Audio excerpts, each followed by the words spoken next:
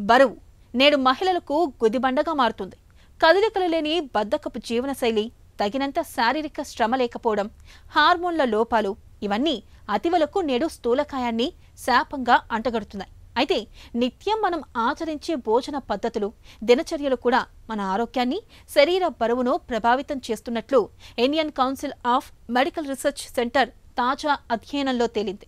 ఇక ఈ అధ్యయనంలోని ఊబకాయ పరిష్కార మార్గాలను కూడా ICMR సూచించింది. ఆ వివరాలను ఇప్పుడు తెలుసుకుందాం.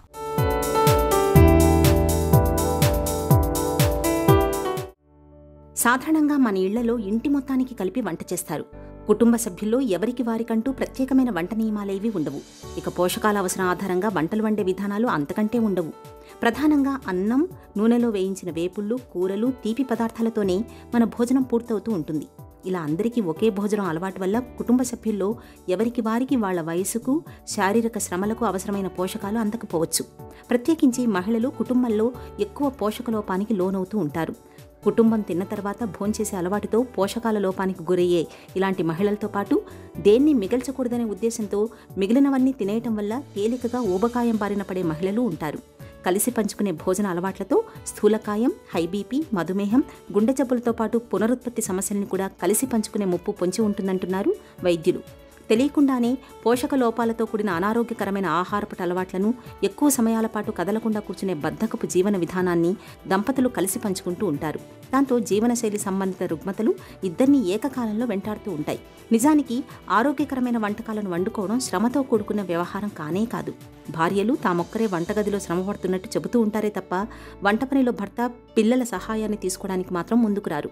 వంట తన సొత్తే అన్నట్టు, వంటగది తన సామ్రాజ్యం అన్నట్టు వ్యవహరించకుండా వంట పనిలో పిల్లల, భర్త సహాయం తీసుకోగలిగితే ఆ పని తేలికవడంతో పాటు పోషక ప్రాధాన్యతలతో వంటలను వండుకునే వెసులుబాటు చిక్కుతుంది. అలాగే దంపతులిద్దరూ భోజనాలను వండుకుంటున్న విధానం మీద కూడా దృష్టి పెట్టాలి. తోచింది వండుకుని తినేయడం కాకుండా, అదనపు క్యాలరీలు దరిచేరకుండా, తక్కువ నూనెతో పోషకాలు నష్టపోకుండా వండుకునే విధానాలను నేర్చుకోవాలి. తక్కువ క్యాలరీలను అందించే ప్రత్యామ్నాయాలను ఎంచుకోవాలి.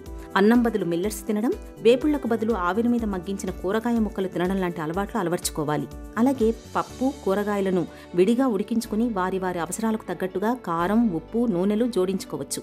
ఆకుకూరలు, పులిసిన పదార్థాలు, స్థానిక ధాన్యాలతో కూడిన సంప్రదాయ వంటకాలకు పెద్దపీట వేయగలిగితే దంపతులిద్దరితో పాటు వారి పిల్లల ఆరోగ్యం కూడా భేషుగ్గా ఉంటుంది. అలాగే కుటుంబమంతా కలిసి బయటి ఆహారానికి బదులుగా ఇంటి భోజనానికే కట్టుబడి ఉండాలనే నియమాలు కూడా ఆచరించాలి. రాత్రివేళ ఆలస్యంగా భోజనం చేయడం, టీవీ ముందు కూర్చుని చిరుతిళ్లు తినడం లాంటి అలవాట్లకు స్వస్తి చెప్పాలి.